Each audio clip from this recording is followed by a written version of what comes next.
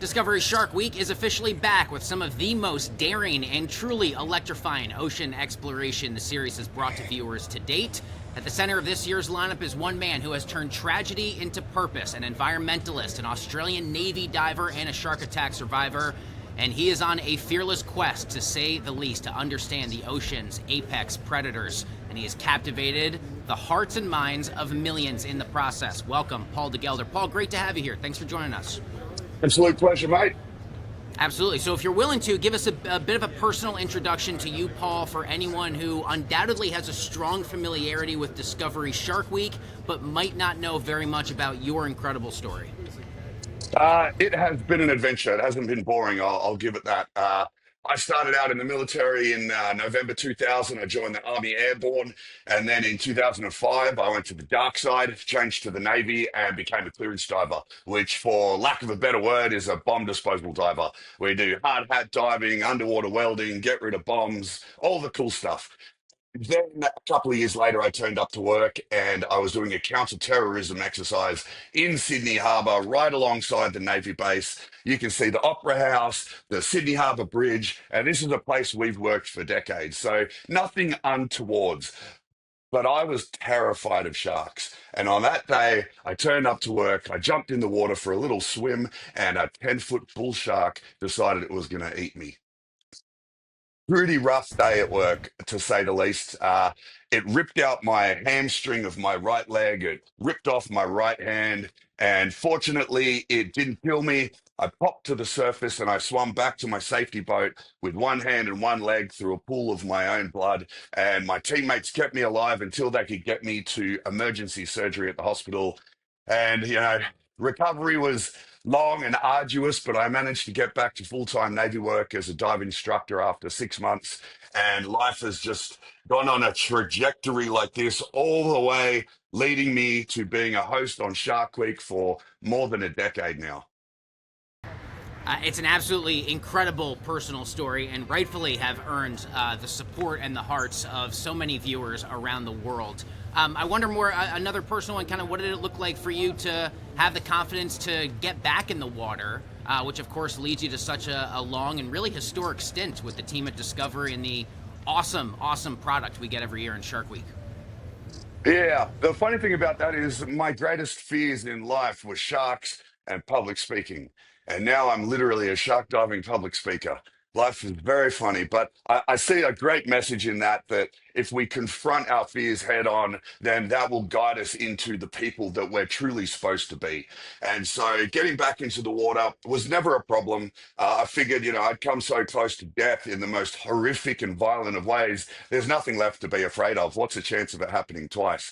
And so I was back into the water the day my stitches and staples were out, down at Bondi with two mates trying to surf on one leg. Wasn't a lot of standing up going on, but I had a great day.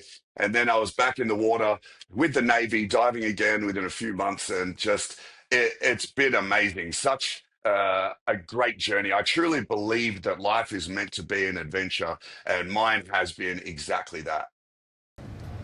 Paul, I'm lucky enough to say I got to catch the first episode of Air Jaws, The Hunt for Colossus. I was telling you before we started the interview, I was riveted within the first minute or two. Watched the entire episode all the way through.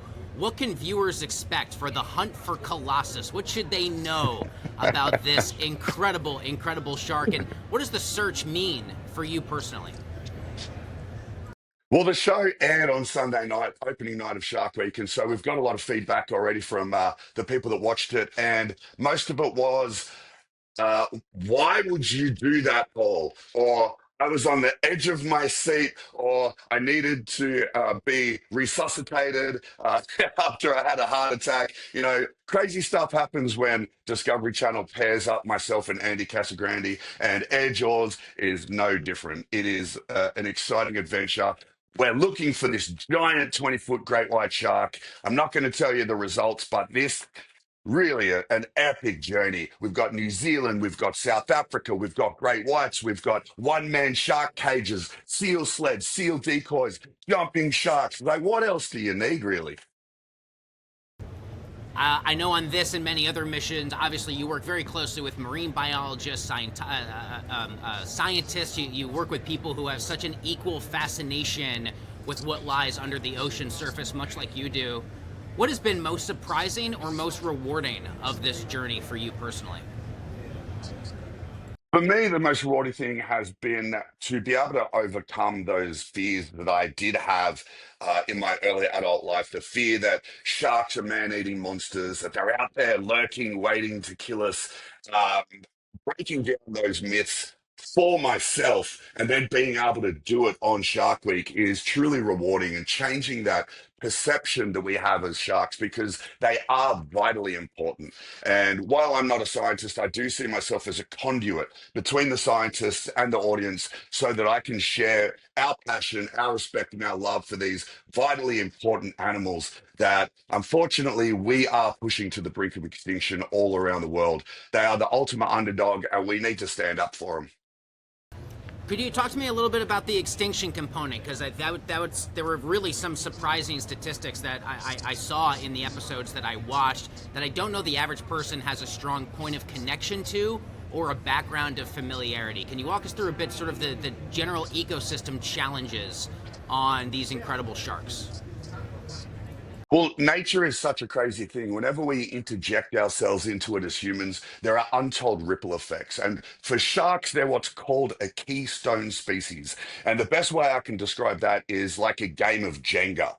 And if you remove too many of those blocks from the bottom, that whole city collapses. Now, that's what happens if you remove too many sharks from the ecosystem. There's not enough animals hunting the prey items underneath them.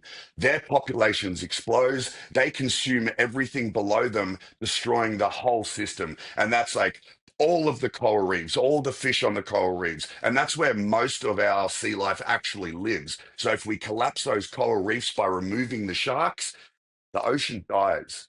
And if the ocean dies, then we die. And so we are intrinsically connected to the ocean and to sharks in a symbiotic relationship that most people can't see, but really need to. I also want to ask you about how to survive a shark attack. I'd have to imagine this is one of the more intense concepts that Shark Week has ever rolled out. Speak to me about your agreement to do something like that and what people can expect when they tune in for the first time, Paul. Yeah, I was very confused when they asked me to do that. But then I thought about it and I thought, you know what? What more impact would it have if it's a person that's already been attacked getting attacked? And you know what? I'm not physically getting attacked myself. We've made these special prosthetics that I'm going to wear, and the sharks don't know what they're eating. It's not like we're training them to eat human body parts. The tiger shark comes in when we're on scuba in one scene, and I put my hand on its nose, and then I just stick the prosthetic arm with a 360 camera in it. And the sharks love chewing on those because they emit an electrical frequency. And so it thinks it's getting a fish because it's detecting something. And so I just put my hand by its mouth. It can't see what's under its nose. It grabs it. And then we go into the emergency precautions and situations that you need to do to survive if something like that happens, or if you're with someone that gets bitten. What do you do to save that life? And so we have a bunch of different scenarios that we utilize in this show to try and help people to know exactly what to do, the methodologies, the tips and tricks to keep alive or keep someone else alive. I really do feel like this is a valuable show. We've just thrown an element of excitement and danger in there. Your journey has inspired millions of people around the world over the last many years. What message do you hope people most take away from watching this iteration of Discovery Shark Tank as they watch you once again so incredibly go face to face with these sharks? Oh yeah, I have a lot of messages that I'm trying to portray while I'm doing these, and some of them aren't big and bold, like me getting bitten by a tiger shark. Some of them are subtle. Some of them are about people with injuries and disabilities that are trying to overcome things. I'm trying to show them by doing all the things that I do, parachuting into the ocean, jumping out of boats, going diving, to show them that they are limitless in what they can achieve if they put their mindset to it. But also the message of, Shark Week in general. is that we love sharks, we respect sharks, we want people to fall in love with them as well, so they'll want to protect them, because we don't want to have a world without sharks. The oceans would collapse, and also then there'd be no Shark Week. Where's the happiness in that?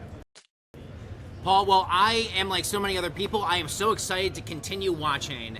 And I have to say, I've been doing this a very long time in my career. You are easily one of the most remarkable individuals I have ever gotten to interview. Paul de Gelder, I'm so grateful for you, the team at Discovery, for making this interview work. And thanks a lot for being here. Nothing but the best to you and your ongoing journey. Thank you, Paul. Awesome, mate. Appreciate your time. Have a good one.